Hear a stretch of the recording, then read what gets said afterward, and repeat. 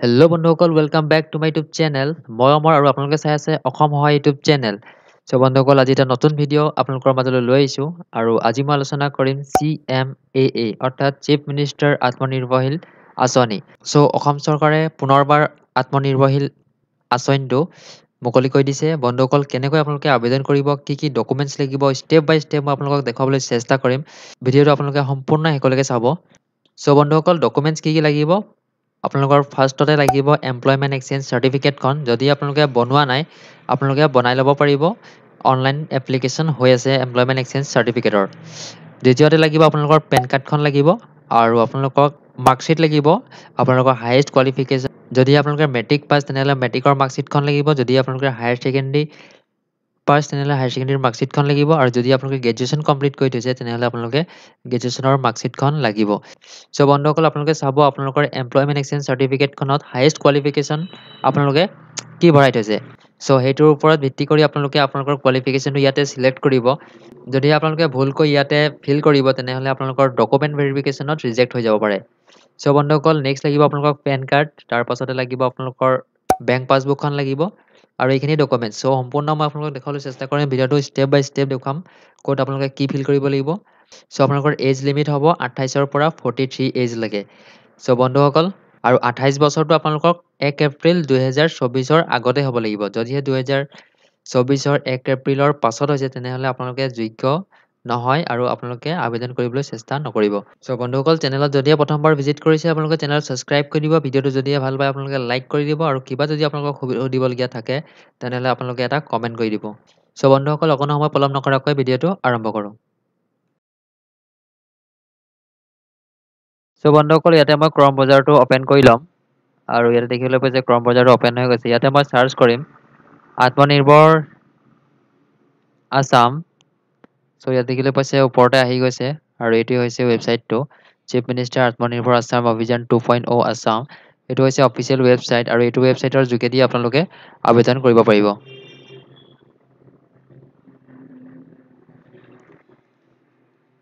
চ' ইয়াতে লোডিং হৈ আছে। মই আপোনালোকক কমপ্লিট প্ৰচেছটো আপোনালোকক দেখুৱাবলৈ চেষ্টা কৰিম। আপোনালোকে ভিডিঅ'টো সম্পূৰ্ণ শেষলৈকে চাব আৰু আপোনালোকে মোবাইলৰ যোগেদি নতুবা আপোনালোকে PCৰ যোগেদি অনলাইন আবেদন কৰিব পাৰিব।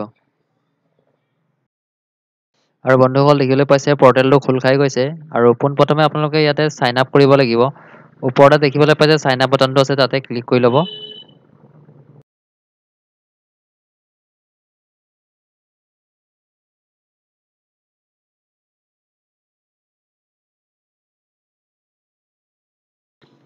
চ' পোনপ্ৰথমে আপোনালোকে এপ্লিকেণ্ট নেমটো আপোনালোকে ইয়াতে ফিল কৰি ল'ব। তাৰপিছতে আপোনালোকে এপ্লিকেণ্টৰ ইমেইল ID টো ফিল কৰিব যদিহে আছে।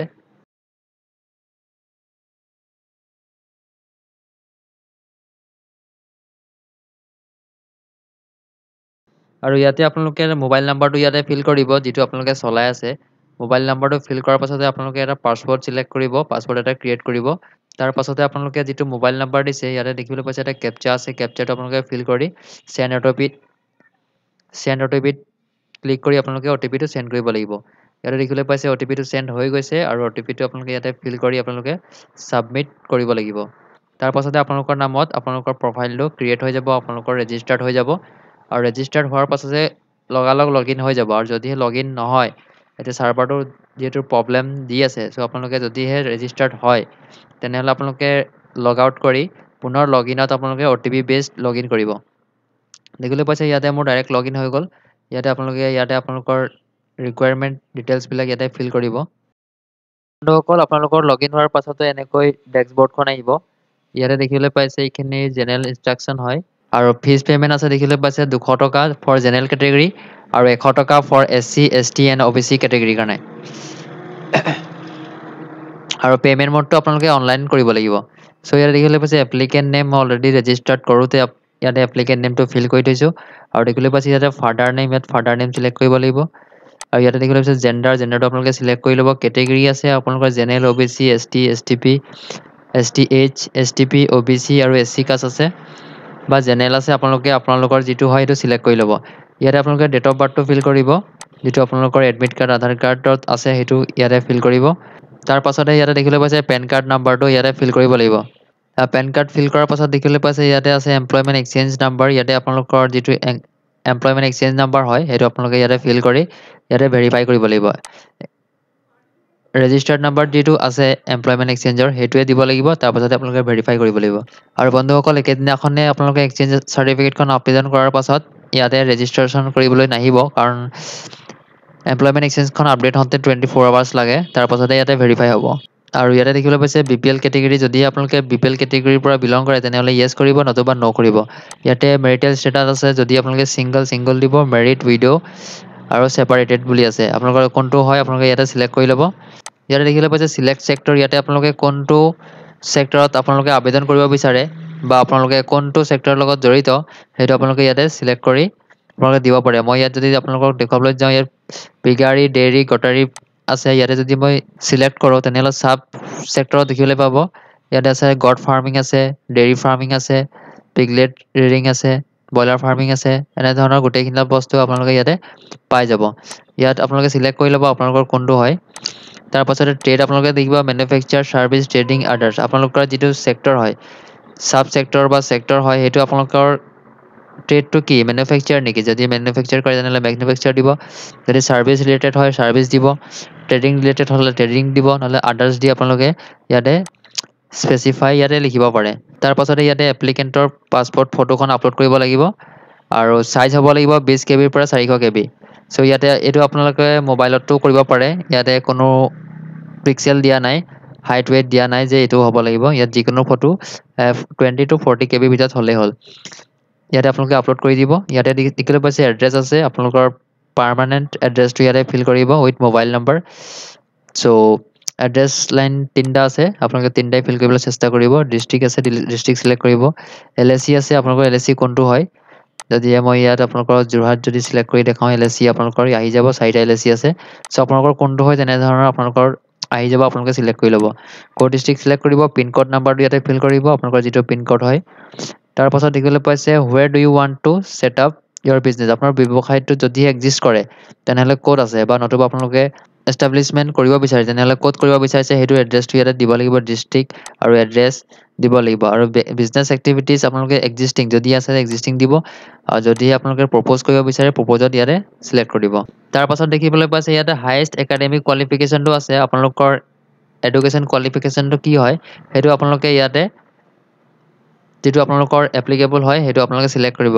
আপ টু ক্লাছ 10 লৈকে আছে, মেট্ৰিক পাছ আছে, হায়াৰ ছেকেণ্ডেৰী পাছ আছে, গ্ৰেজুৱেশ্যন আছে, ITI, polytechnic, diploma, post graduation আৰু প্ৰফেচনেল ডিগ্ৰীও আছে। আপোনালোকে যোনটো আপোনালোকৰ হয় সেইটো আপোনালোকে চিলেক্ট কৰি ইয়াতে দিব পাৰে।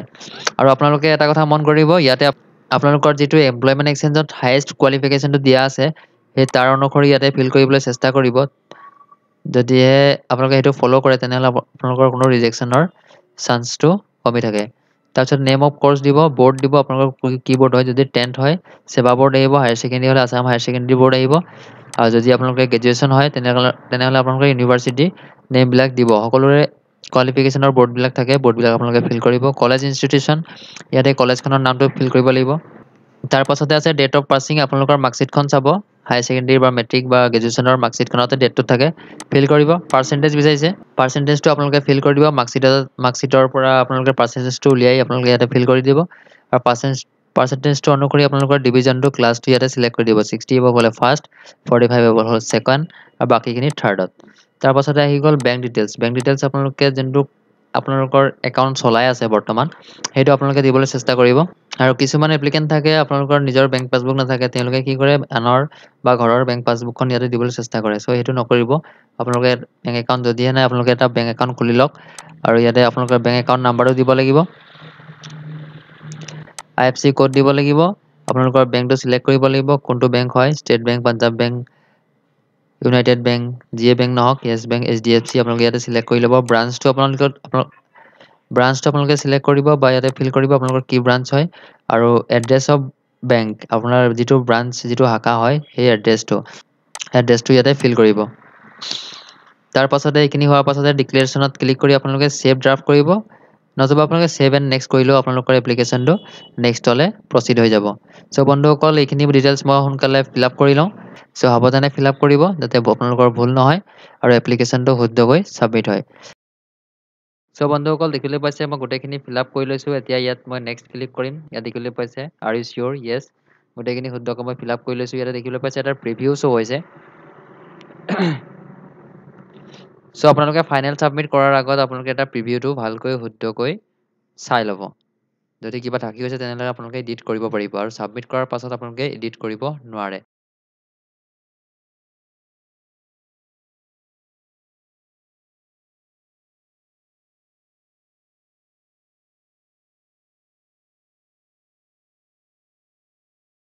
সো বন্ধুসকল দেখিবলৈ পাইছে ইয়াতে মেক পে'মেণ্ট বুলি আহিছে, আৰু ইয়াতে আপোনালোকে ক্লিক কৰি পে'মেণ্টটো কৰিব পাৰিব।